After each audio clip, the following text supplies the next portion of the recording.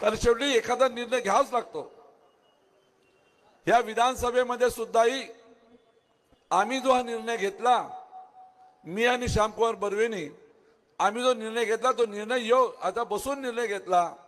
तुम्हाला काय वाटतं की आम्हाला काही त्याच्यामध्ये त्रास झाला नाही? तुम्हाला असं म्हणायचं की आम्ही प्रयत्न केला नाही? तुम्हाला असं म्हणायचं तुमच्याबद्दल चिंता आहे आम्हाला? कारण हा जो आमदार आहे याला सत्तेचा माज एवढा आलेला आहे, त्या सत्तेच्या माजामुळे याला फोन कर त्याला फोन कर, याला दाब त्याला दाब, बिना कोटाचा वकील आहे, कधीच कोट घातला नाही पण वकिली पुरी करते त्या ठिकाणी।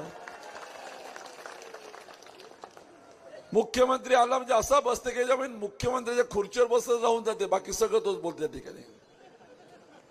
समजत काहीच नाही, येत काहीच नाही। म्हणजे मी इतके GR काढले, एखादा GR काढून घेता कसं वागायचं माणसानं त्या ठिकाणी, काय कसं वागायचं, कसल्या गोष्टी काय वाटते। गद्दारी आम्हाला सांगायची, बरोबर आहे श्यामकुमार बर्वे, गद्दारी त्यांनी आपल्याला सांगावी।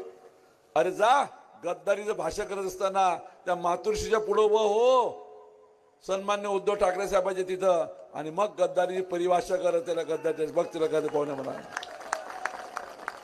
मला मान्य आहे परिस्थिती आहे, परिस्थिती आम्ही निकाल घेतला, काही मन दुखावली असेल, पण उद्धव ठाकरे साहेब माझा आवाज माझं भाषण तुमचे काही प्रेमी तुम्हाला ऐकवले पाहिजे। उद्धवजी आम्ही एवढं सांगतो आपल्याला की आम्ही त्या रस्त्यात चाललेलो आहे ज्या माणसानं तुमच्या घरी नमक तुमचं खाल्लं, त्या माणसानं तुमचा जो अपमान केलेला आहे त्या माणसाला त्याची जागा दाखवण्यासाठी आम्ही भूमिका त्याकडे घेतलेली आहे।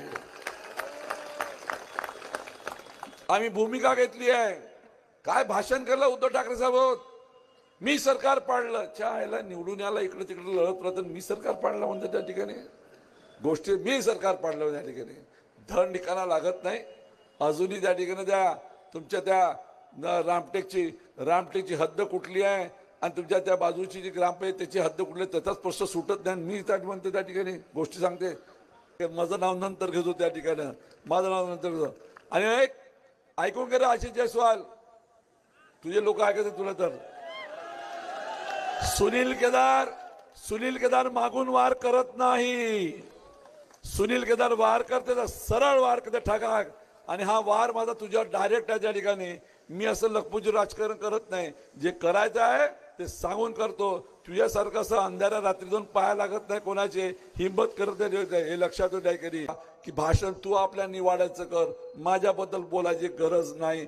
एका दिवशी तुला विकास कसं सावनेमध्ये दाखवतो, पण त्यावेळेस तू रिकामाच राहणार आहे, तुला सावनेचा विकास दाखवू देईल, पण मात्र आता तुला विधानसभा जाता येणार नाही, कारण सत्तेचा मास काय असतो तुला त्या ठिकाणी झालेला आहे ते काय तर। आणि उद्धव ठाकरे साहेबाबद्दल तू चिंता नको करू, आम्ही उद्धव ठाकरे साहेबासोबत उभं होतो आहे आणि पुढे राहणार आहे त्या ठिकाणी, त्याच्यामध्ये कुठल्याही मनामध्ये शंका नाही। आणि उद्धवजी तुम्हाला खऱ्या अर्थानं तुमचा बदला घेणारा आम्ही उभे त्या ठिकाणी आहे, तुम्हाला वाटते तसा बोलणारा, तुमच्या त्या ठिकाणी सगळ्या मातोश्रीवर बोलणारा आणि आव आणणारा माणूस जो आहे त्या माणसाला त्याची जागा दाखवण्याची भूमिका सुद्धा आमची तीच आहे आणि ती आपण समजून घ्यावी अशा प्रकारचं आपल्या विषय करतो। पण लक्ष राजू, तो पूल झाला का तुझा? माहुलीचा पूल वाहून गेला, झाला का रे? हा विकास पुरुष,